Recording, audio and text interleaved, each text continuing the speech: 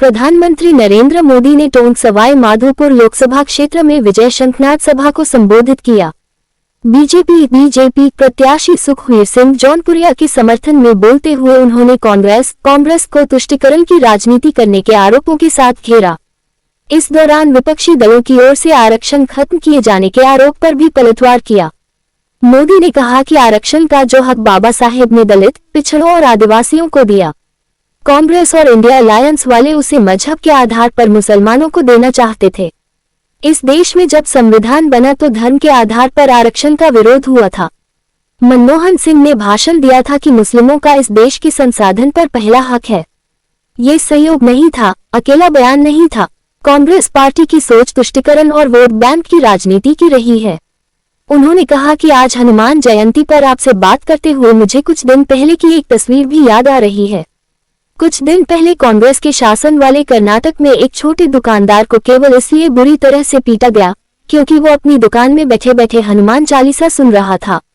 आप कल्पना कर सकते हैं, कांग्रेस के राज में हनुमान चालीसा सुनना भी गुनाह हो जाता है। कांग्रेस ने तो राम राम सा कहने वाले राजस्थान में रामनवमी पर प्रतिबंध लगा दिया था। कांग्रेस ने शोभायात्रा पर पत्थरबाजी करने वालों को सरकारी संरक्षण दिया था। इसी कांग्रेस पार्टी ने तुष्टीकरण के लिए मालपुरा, करौली, टोंक और जोधपुर को दंगों की आग में झोंक दिया था।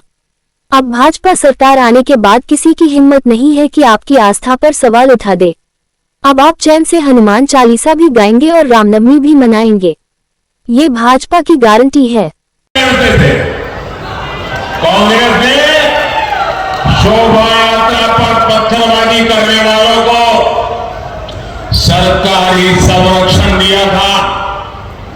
इसी कांग्रेस पार्टी ने तुष्टीकरण के लिए मालपुरा, करौली, छपरा, टोंक, जोधपुर को दंगों की आग में झोंक दिया था। झोंक दिया था, नहीं झोंक दिया था? झोंक दिया था, नहीं झोंक दिया था?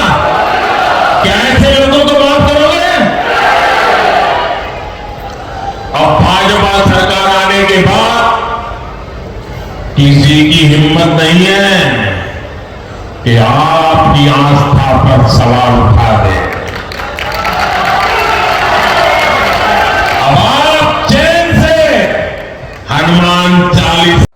आपने हमारे भजनलाल जी को सेवा करने का मौका दिया है और जब से भजनलाल जी और उनकी टीम काम पे लगी है, माफिया, अपराधी राजस्थान छोड़कर भागने पर मजबूर है।